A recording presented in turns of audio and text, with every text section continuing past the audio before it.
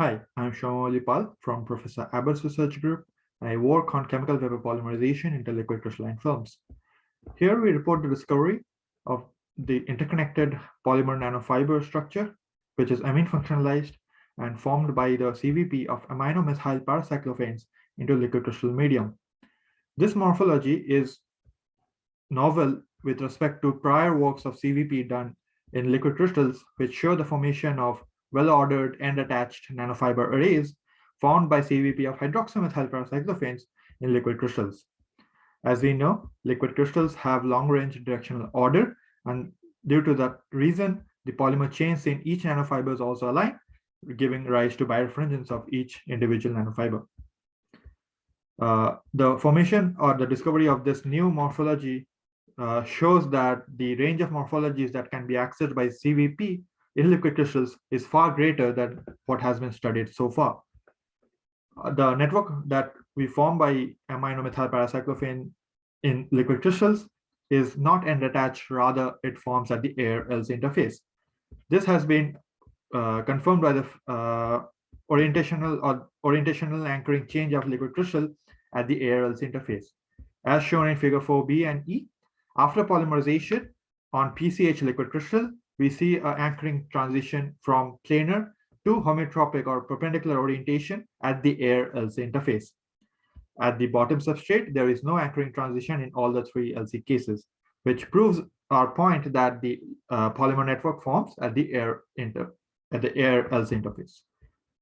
Furthermore, the network that is formed in our case is solely formed due to the chemical vapor polymerization process, and it is not a result of solvent reorganizing the polymer when we extract the liquid crystal using hexane and ethanol. This has been proved by critical point drying method of removal of liquid crystals, which removes the capillary forces that can hamper or reorganize the polymer. And we see the morphology present in both critical point drying and solvent treatment cases. Our polymer network also acts as another interface from which further monomers can nucleate and grow into well-ordered nanofibers, as was seen with hydroxymethyl paracyclophanes. This is shown in figure 5C, and after solvent treatment, this individual or the underside nanofibers that grow from the network, they collapse back within the network. The thickness of the polymer network that we obtained in our case is very thin. It's around 130 nanometers in thickness, whereas the LC film used to create this polymer network was about 18 micrometers thick. Furthermore, our polymer network is not birefringent. The underside fibers growing from them are, because they are templated by the liquid crystal, but the absence of birefringence from the network nanofibers show that the ordering effect of liquid crystal is not the driving force behind the formation of such network. Rather, phase separation mechanism is more likely to form such networks. The pore size of our network can be tuned and controlled by varying the amount of monomer as well as the type of LC. We see that as we increase the amount of monomer, there is a decrease in pore size, which is consistent with the phase separation process.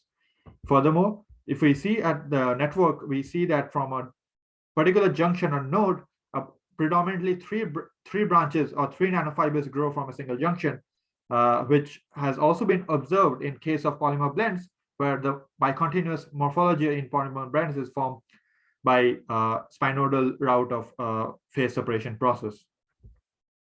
Thus, we hypothesize that the mechanism of spinodal phase separation of the polymer from the nematic LCs is what drives the formation of such network. In our case, since as the monomer vapors diffuse into the liquid crystal, due to their high solubility, a local high concentration near the air-LC interface arises, giving rise to higher rate of polymerization. This gives rise to oligomers, which further decrease the diffusion rate into the LCs, and the polymerization gets confined at the air-LC interface. As the molecular weight of the polymer increases at a certain molecular weight, they phase separate, and thus we see the formation of this polymer network at the air-LC interface. Thus, we have shown that via CVP, we can not only achieve nanofibers, but also another morphology of amine functionalized interconnected nanofiber network, whose pore size can be tuned by varying the amount of monomer and the type of LCs. Furthermore, the spinodal phase separation is the most likely mechanism for formation of such bicontinuous polymer networks. Thank you for your time.